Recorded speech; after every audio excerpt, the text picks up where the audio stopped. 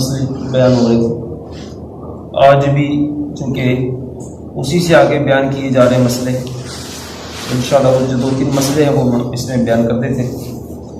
اس میں یہ طرح کہ جب بندہ احرام باندھ لیتا ہے تو پھر احرام کی پابندیاں شروع ہو جاتی ہیں، اور اس میں یہ تھا کہ جب تک آپ نے عمرہ کر نہیں لینا اس وقت تک آپ احرام کھول نہیں سکتے۔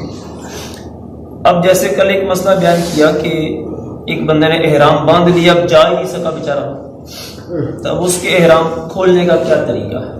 اس کا طریقہ یہی ہے کہ قربانی آگے بھیجے، جب وہ حرم میں پہنچ جائے پھر اس کے بعد وہ اپنا احرام کھول سکتا ہے۔ اسی طرح کوئی ایسا بندہ ہے کہ اس نے احرام باندھا اور وہ بیمار ہو گیا، جیسے کہ یہاں فمن کان منکم مریضا، کہ جو تم میں بیمار ہو جائے، او بہ اذن من رأسہ، یا اس کے سر میں کوئی تکلیف ہو جائے۔ اب یہ سر میں جو تکلیف تھی نا، یہ اصل میں ایک صحابی تھے، تو ان کے سر میں نا جوئیں بہت زیادہ پڑ گئی۔ اب یہ حکمتیں ہوتی ہیں، ان کے مسئلے جو ہوتے تھے وہ ہمارے لیے رہنمائی بنے۔ اتنی جوئیں تھی کہ وہ جب کام بھی کرتے ہیں تو اوپر سے گر جاتی تھی، تو تکلیف ہوتی بڑی، کاٹتی تھی بہت زیادہ۔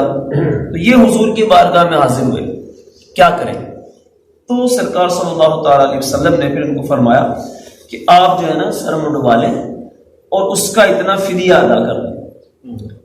تو اس فدیے کا یہاں ذکر ہے کہ وَبِهِ أَوْ بِهِ أَدَمْ مِنْ رَاسِهِ فَفِدْيَةٌ مِنْ صِيَامٍ أَوْ صَدَقَةٍ أَوْ نُسُكٍ۔ تو اگر ایسا کوئی مسئلہ ہو جائے تو فدیہ دے، اس کا فدیہ یا روزے یا کوئی صدقہ کرے یا قربانی کرے۔ تو یہ ایک فدیہ بیان کیا سرکار نے۔ اس سے یہ پتہ چلا کہ اگر کوئی اور بھی عذر پیدا ہو جائے تو اس عذر کی وجہ سے بھی شریعت نے ہمارے لیے صورتیں رکھی ہیں کہ ہم احرام سے باہر ہو سکتے ہیں، اور اس کا یہ طریقہ کار ہے۔ جیسے وہی مسئلہ ہے نماز کا، اس میں اگر بھول جائے کوئی بندہ تو سجدہ صاحب ہے کہ اس کا طریقہ ہے۔ اسی طرح حج کے اندر بھی اگر کوئی غلطی ہو جاتی ہے تو اس انداز میں ہمیں وہ طریقہ بیان کر دیا گیا کہ یوں کر کے آپ احرام سے باہر ہو سکتے ہیں۔ پھر ایک مسئلہ بیان کیا تھا کہ جب آپ جاتے ہیں تو قربانی کرتے ہیں، تو قربانی واجب ہے اس کے لیے جو حج تمتع کرتا ہے یا جو حج قران کرتا ہے۔ جو حج افراد کرتا ہے اس کے لیے قربانی واجب نہیں۔ اب ایک بندہ ہے کہ وہ قربانی اس نے کرنی تھی، لیکن وہ جب گیا حج کرنے تو پیسے اتنے نہیں رہے کہ قربانی کر سکے، تو اب پھر وہ کیا کرے؟ تو اس کے اوپر پھر ہے 10 روزے وہ اس نے رکھنے ہوتے ہیں۔ اس کا یہاں پر ذکر فرمایا ہے کہ فمن تمتع بالعمرۃ الی الحج فما استیسر من الحج، کہ جو تمتع کرے عمرے کے ساتھ حج کی طرف، یعنی حج تمتع کرے، اب اسے جو آسانی ہو وہ قربانی کر لے۔ لیکن فمن لم یجد، جس کے پاس قربانی نہ ہو، اس نے رکھنے 10 روزے۔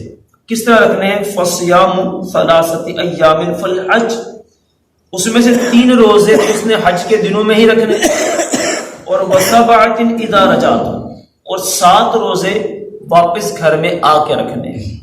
اس طرح کل اس کے 10 روزے ہو جائیں گے۔ تلک عشرۃ کاملہ، یہ پھر اس کے 10 روزے بن جائیں گے۔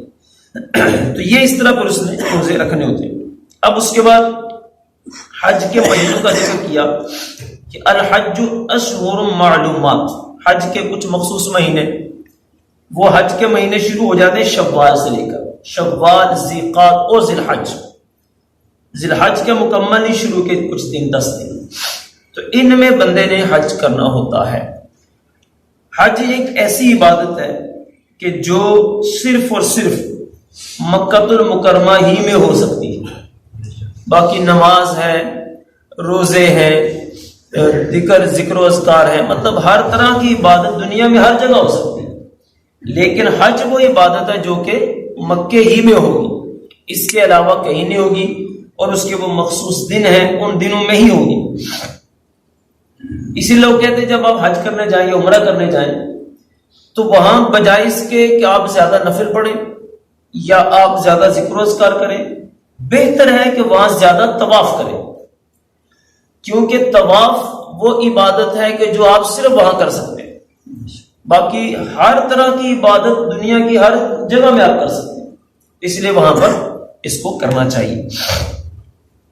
آخری بات اس میں آج کی یہ ہے کہ فمن فرض فیہن الحج فلا رفث ولا فسوق ولا جدال فی الحج، جب کوئی بندہ حج کرنے جائے تو حج کے اندر 2-4 چیزیں ایسی ہیں جن کا خیال رکھنا بڑا ضروری ہے، یعنی جو آپ کے حج کے قبول ہونے کے اندر جس کا اثر ہے وہ کیا ہے کہ فلا رفث، اس کے اندر بندہ باتیں نہ کرے کس قسم کی، عورتوں کے متعلق، ولا فسوق گالی گلوچ نہ کرے، ولا جدال اور لڑائی جھگڑے نہ کرے۔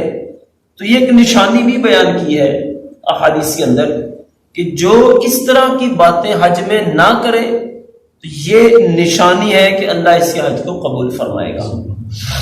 اور وما تفعلوا من خیر یعلمہ اللہ، اور جو ظاہر بات ہے نیک کام کرے گا اللہ تو اس کو جانتا ہی ہے۔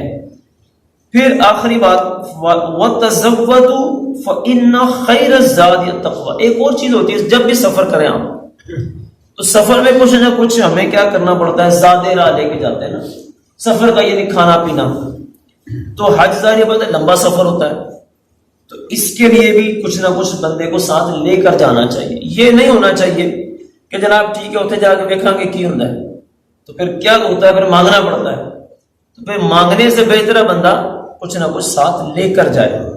تو یہ خاص اللہ نے یہ کیوں بیان کیا کہ کچھ نہ کچھ لے کر جاؤ ساتھ؟ اصل میں اس وقت عربوں میں رواج پڑ گیا تھا، وہ نہ کپڑے لے کے جاتے تھے نہ کھانا پینا لے کے جاتے تھے، وہاں جا کر پھر لوگوں سے مانگتے رہتے اور پھر لوگ ان کو کچھ نہ کچھ دے دیتے۔ تو فرمایا اپنا خود لے کر جاؤ، اور پھر سب سے بہتر جو زاد راہ ہے وہ کیا ہے، وہ ہے تقوی، اللہ کا خوف۔ اور واتقون یا اولی الالباب، کہا کہ اے عقل والو مجھ سے ہی ڈرو۔ تو ظاہری بات ہے اللہ ہی کی شان ہے، اسی سے ہمیں ڈرنا چاہیے، ہر وقت اسی کے آگے جھکنا چاہیے۔ تو اللہ جنہوں نے حج کیا ہے اللہ ان کے بھی قبول کرے، جو ارادہ رکھتے ہیں اللہ ان کو توفیق عطا فرمائے، جو کریں گے اللہ ان کے بھی حج قبول فرمائے۔ ایسی اہم عبادت ہے کہ بقیہ عبادتیں ہیں ان سے گناہ صغیرہ معاف ہوتے ہیں، حج کی برکت سے اللہ گناہ کبیرہ بھی معاف فرماتا ہے۔ بقیہ عبادتوں سے حقوق العباد معاف نہیں ہوتے، لیکن حج کی برکت سے حقوق العباد بھی اللہ معاف فرما دیتے۔ ایسی اہم عبادت ہے، کبھی انشاءاللہ ٹائم ملا تو اس کی یہ کس طرح کی عبادت ہے، اس میں روحانیت کیسی ہے، انشاءاللہ اس کو بھی ہم بیان کریں گے۔ الحمدللہ۔